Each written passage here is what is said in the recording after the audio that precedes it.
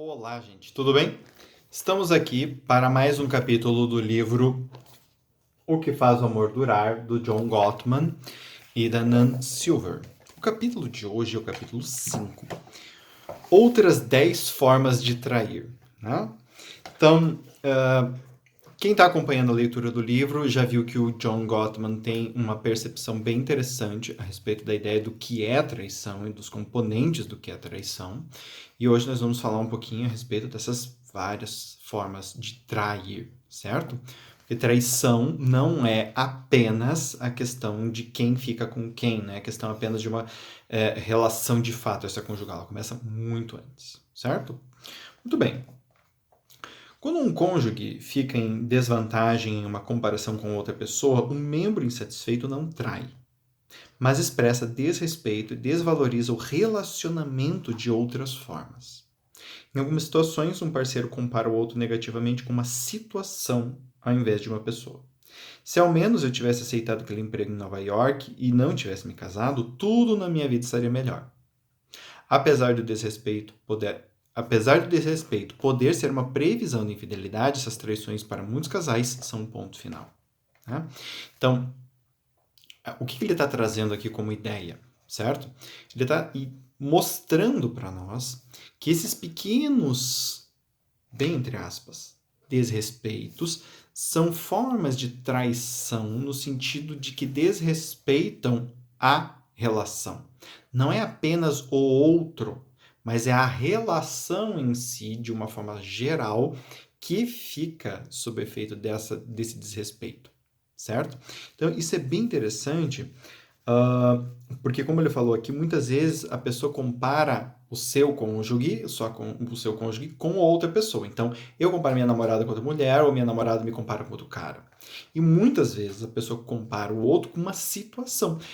Se eu não tivesse casado, se eu não estivesse namorando essa pessoa, se eu tivesse feito aquilo, aquele outro, né? Então, como eu sempre falo, o terreno da imaginação ele é sempre muito mais interessante do que a realidade. Por quê? Porque a gente bota lá o que a gente quer. Então, a gente pega e imagina uma vida só de coisas boas, só de maravilhas, né?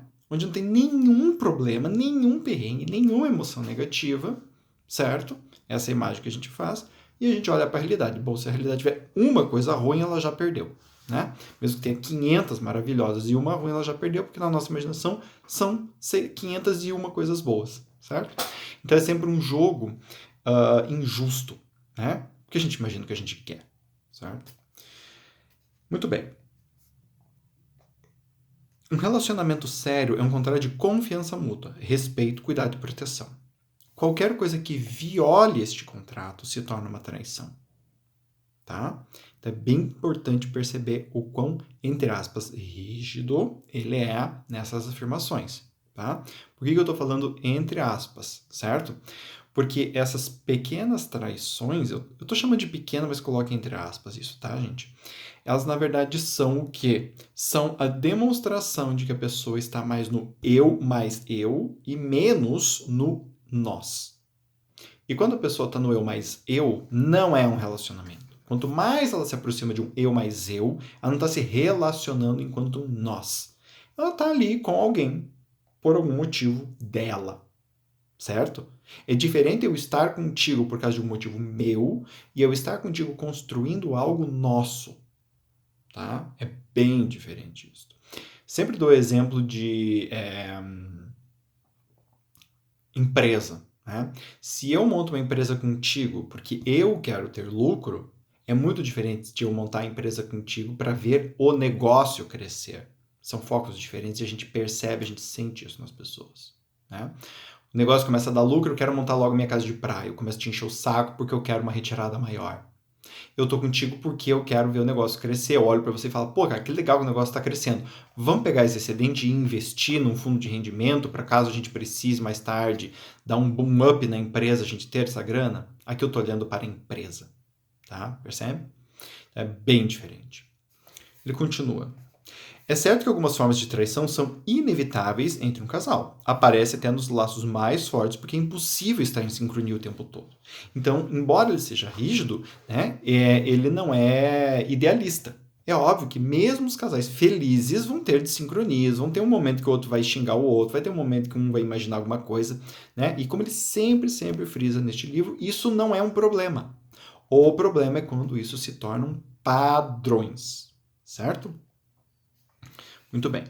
O que separa os casais confiáveis dos outros é que eles encontraram uma maneira de corrigir ou de superar estes passos mal dados para que a traição não consuma o relacionamento. Ou seja, se eu estou num relacionamento feliz e bom e tal, o que eu vou fazer quando eu percebo que estou, entre aspas, traindo o meu parceiro, a nossa relação?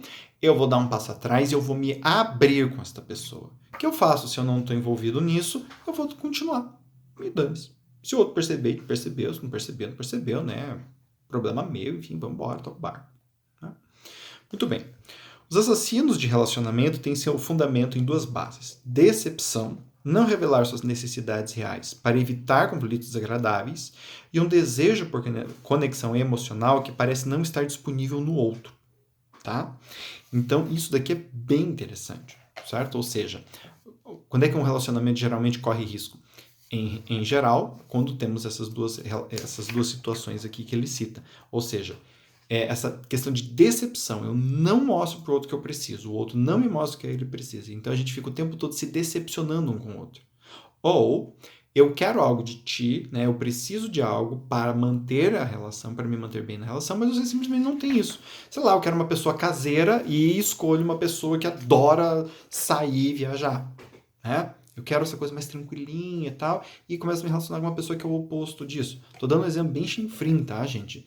Eu preciso de uma pessoa que faça um vínculo emocional comigo, olho no olho. E eu escolho uma pessoa que detesta isso, que não consegue, que tem uma aversão. Tá? Então é mais nesse sentido que ele está falando, ok? Muito bem, então agora aqui ele vai falar de algumas formas de traição. Primeira delas, o comprometimento condicional. A atitude que subjaz é: estou aqui para você até que alguém melhor apareça, né? E isso a gente vê a rodo. Ou seja, tá bom aqui com você agora, mas eu também estou aberto a outras negociações, certo? Então, se aparecer outras negociações, tamo junto, vambora. Porque eu estou aqui por eu. Eu não estou aqui por nós. E notem que nós é diferente de o outro. Né? Nem eu ou o outro, é nós. Ok? Muito bem. Casar-se sem querer é quase sempre um erro. Né? Aqui eu vou colocar uma coisa antes. É comum que a pessoa traída pense que esses gatilhos são um problema em si. Ela está preocupada porque vai ser promovida. Quando é a superficialidade do comprometimento que instiga esses conflitos. Né? Ou seja, quem está do outro lado, ou seja, a pessoa que está sendo traída, eu estou aqui só por mim até que apareça algo melhor. Você é a pessoa que está sendo traída por mim. Então o que acontece? A gente tem muitas discussões. Vira e mexe, tu enchendo teu saco. Por que isso, porque aquilo, porque falta isso, porque falta aquilo. Você pensa, né, que eu estou reclamando de algo em si. Ou seja, que se a gente, por exemplo, for viajar mais, vai ser bom, vai mudar. Mas a gente começa a viajar mais e começa a reclamar de outra coisa. Por quê? Porque o problema não está na coisa que é reclamada. O problema está na minha falta de comprometimento com nós. E isso não tem o que cure. Eu preciso olhar para eu e ver que ou eu não quero estar aqui e tenho que ir embora, viver sozinho e tal, né? Ou eu me comprometo com o nós. Né? Casais talvez tropecem no relacionamento condicional quando um pressiona o outro para casar ou morar junto, achando que essa atitude vai aprofundar a conexão. Casar sem querer é quase sempre um erro. É difícil que um casamento tenha sucesso se é uma tentativa de criar uma conexão forte em vez de ser o resultado de uma conexão forte. Ok? Não force a barra. Não vai rolar. Não tem. Não é casar que vai adiantar. Não é casar que mudar. Não é ter filho que vai mudar. Não é abrir um negócio juntos. Não é fazer uma reforma na casa. Não é fazer uma viagem. Isso não vai mudar. Tá? O que vai mudar é olho no olho e assim, ok, nós temos um problema. Isso vai ajudar. Tá? Em alguns casos de comprometimento condicional, um dos membros do casal não compara o outro a uma terceira pessoa, mas a alguma coisa. Aqui de novo aquela questão que eu falei. Muito bem. Um affair sem sexo, segundo tipo. Ter uma esposa ou um marido do trabalho não é necessariamente uma traição. Eis uma regra. Se você acha que seu cônjuge ficaria incomodado vendo suas interações com essa pessoa ou que se chateariam com as confidências que vocês trocam, a intimidade está perigosa. Então, o que acontece aqui? Muitas pessoas têm um amigo, amiga de trabalho, né? Com quem trocam confidências, uma pessoa que é muito próxima, e muitas vezes o cônjuge tem ciúmes. Tá? E muitas vezes esse ciúme está adequado. E aqui está a dica que ele deu. Certo? Ou seja, se eu troco com essa pessoa coisas que eu não consigo trocar com meu esposo, minha esposa, tá? Aqui temos um problema. Porque essa intimidade é importante ser levada para dentro da relação e não para fora dela. Certo? Tá? Como saber se a conexão de um cônjuge é um affair sem sexo e não uma amizade inocente? A amizade é velada? As perguntas que vocês fazem sobre essa amizade são interrompidas? Vocês pediram que essa amizade terminasse e tiveram uma resposta brusca? Seus limites foram desrespeitados? Eu pedi que você não fosse em shows com ele, com ela, e a pessoa foi? Essa pessoa é amiga, é centro de fantasias durante os momentos difíceis do relacionamento? Ou seja, estamos num perrenguinho eu e você, daqui a pouco você começa a fantasiar com essa pessoa? Certo? Se a resposta para qualquer uma dessas perguntas é sim, a intimidade, a amizade está íntima demais. Ok? Aqui também, culturalmente falando, uma coisa que pega bastante, porque fica naquele mimimi de assim, você não pode dizer para eu não ter amigos, né? Porque daí vira uma relação tóxica porque você está querendo me controlar. Bom, o outro lado da relação tóxica é aquela pessoa que só cria intimidades com pessoas de fora da relação. Isso é tão tóxico quanto a pessoa que não permite que o outro tenha amigos.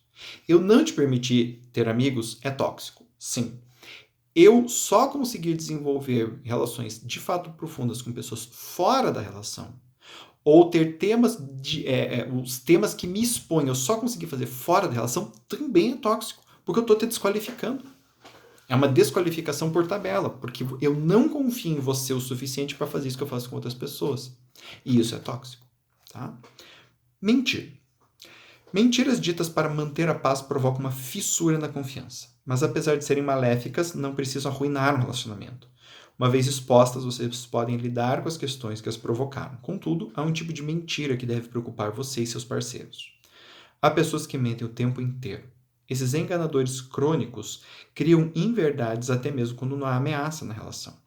A mentira não é culpa do outro nem dos problemas do relacionamento. É parte fundamental do caráter da pessoa. A mentira crônica é um padrão estabelecido na infância quando os pais são punitivos, frios, autoritários ou emoções são ignoradas.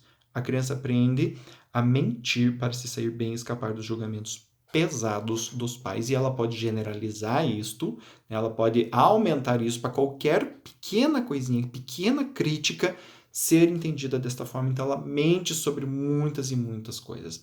Por que isso se torna um problema? Primeiro, porque se torna um padrão. Segundo, porque obviamente deixa questões íntimas de fora da relação. E terceiro, o motivo mais óbvio, porque o que você fala é algo que eu não posso confiar. E se eu não posso confiar, vai ter traição. Certo? Isso já é uma traição em si. Né? Formar uma aliança contra o cônjuge.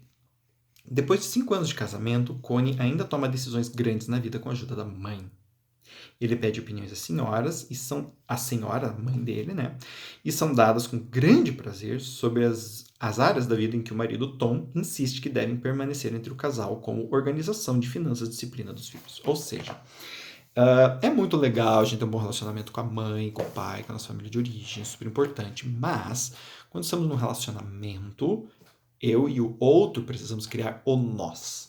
Né? Eu sempre insisto neste tema e estou insistindo aqui praticamente todos os dias, estou falando eu mais eu versus o nós.